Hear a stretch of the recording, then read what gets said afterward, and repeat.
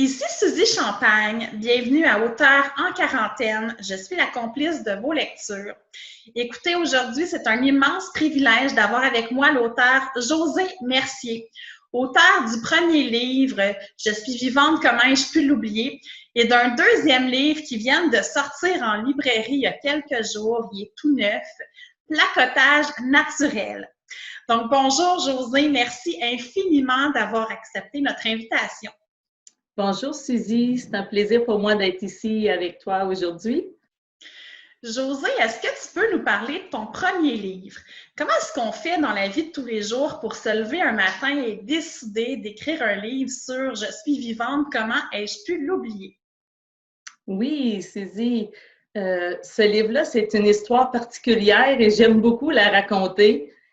C'est qu'une fois, mes enfants étaient tous à l'école. Moi, je suis maman de 4 enfants. Et un jour, mes enfants se sont tous ramassés à l'école et j'ai toujours été maman à la maison, je dois le dire.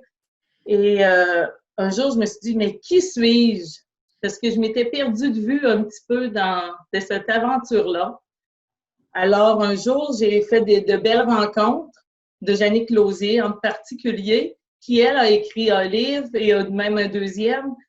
Puis elle a dit, si moi, je peux écrire un livre, bien, tout le monde peut écrire un livre.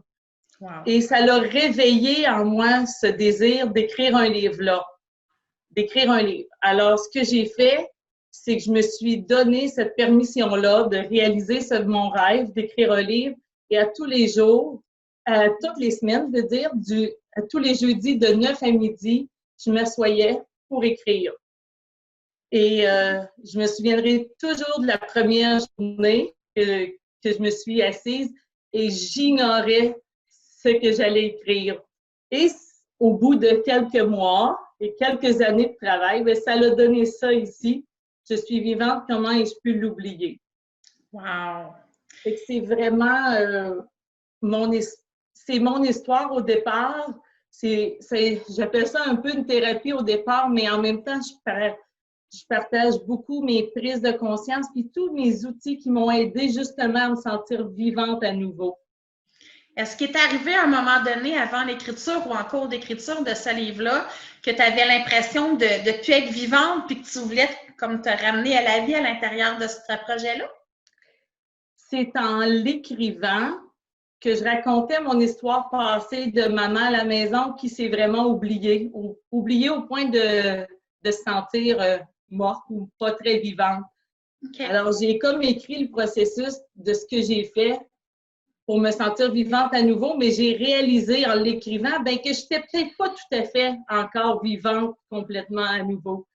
Alors, c'est ça mon processus, là. C'est vraiment intéressant et je sais que tu as eu la piqûre pour l'écriture, ce qui t'a mené récemment à sortir ton deuxième livre, Placotage naturel. Pourquoi ce titre? Placotage naturel, c'est parce que moi, je placote beaucoup, mais aussi, je trouve que la vie, la nature, les situations dans la vie m'amènent des prises de conscience. C'est comme s'ils me placotaient et m'envoyaient des messages. C'est comme s'ils m'inspirent finalement. C'est pour ça que je l'appelle placotage naturel, inspiration vivante au rythme des saisons. Pourquoi inspiration vivante au rythme des saisons? J'appelle ça inspiration vivante parce que, je suis vivante maintenant et je ne veux plus l'oublier. Et au rythme des saisons aussi, parce que peu importe la saison, je peux être inspirée. Il y a des périodes que j'écris, et ben, je suis plus triste, j'ai besoin plus de réconfort et ma plume me réconforte.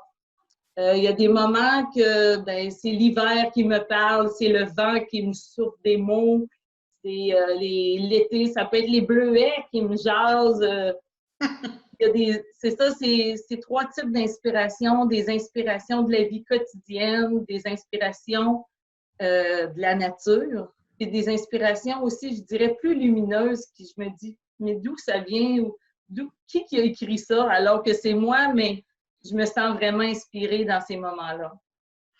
Si je comprends bien, tu as plusieurs textes. J'en ai compté un petit peu plus qu'une centaine là, en le feuilletant dès le départ. Alors, c'est-tu le genre de livre qu'on peut se lever le matin et dire je pige au hasard comme nos petites cartes inspirantes et je lis le texte dont j'ai besoin?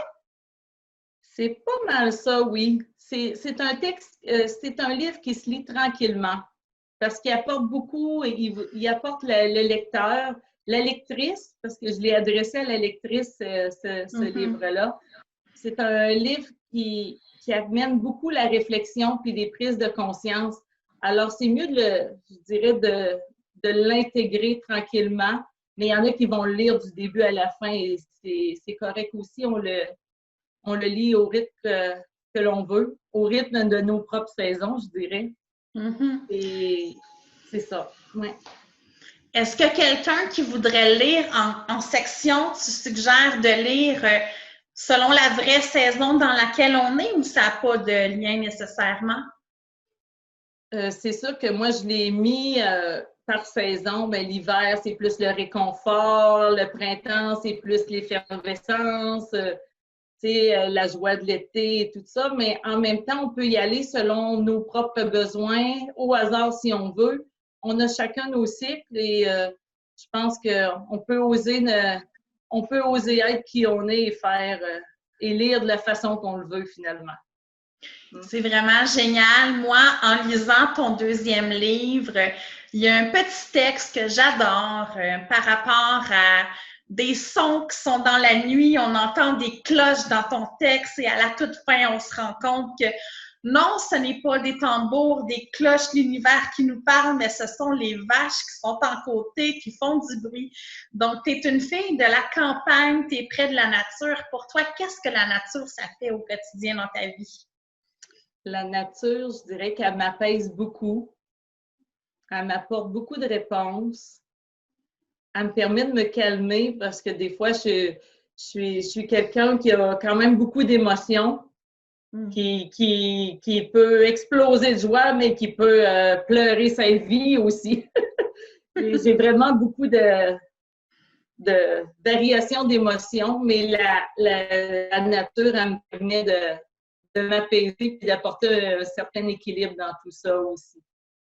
Écoute, Josée, c'est très intéressant de t'entendre. La dernière question que je me pose, tu as été maman à la maison. En ce moment, comme toutes les mamans, tu as tes enfants et en ce moment, bien, comme toutes les mamans, tu es confinée. Si tu avais un ou deux conseils à donner à ces mamans-là, justement, qui sont à la maison, qui perdent leur point de repère, qui se sentent peut-être envahies en ce moment par les enfants, qui ne savent plus quoi faire, qu'on les empêche même de sortir là, dans certains cas, ce serait lesquels? Je pense que la première chose que je dirais, c'est de prendre soin de soi. Prendre soin de soi, même si les enfants sont à la maison. Parce que des fois, quand les enfants ne sont pas à la maison, on sait comment prendre soin de nous, on trouve des moyens de prendre soin de nous. Alors que le véritable défi, c'est quand ils sont là aussi avec nous. Alors, je dirais de prendre soin de soi, de faire de son mieux, arrêter de vouloir se mettre de la pression puis être superwoman, faire de son mieux puis faire ce qui nous rend heureux aussi. Alors, prendre soin de soi quand on a plein de petits-enfants autour, moi, ils sont plus grands, mais il y en a qui ont des enfants plus petits. Bien, des fois, c'est de s'encabaner à la salle de bain pour respirer, pour ou tout simplement d'oser demander de l'aide au conjoint quand c'est possible. Mais c'est ça, de prendre soin de soi, c'est plus facile à ce moment-là de prendre soin de ceux qu'on aime aussi. Puis je dirais aussi que on entend beaucoup la phrase « ça va bien aller », mais moi, je vous invite à trouver qu'est-ce que vous pouvez faire pour que ça aille bien maintenant. Pas seulement dans un futur, mais de vous ramener à l'instant présent. Puis si vous vous sentez pas bien, ben qu'est-ce que vous pouvez faire maintenant pour aller mieux? Voilà. Merci infiniment, Josée. Je sais que tu as un site web, donc josémercierauteur.com. Tu as une page Facebook aussi, Josée Mercier, sur laquelle on peut commander ton livre sur ta boutique en ligne.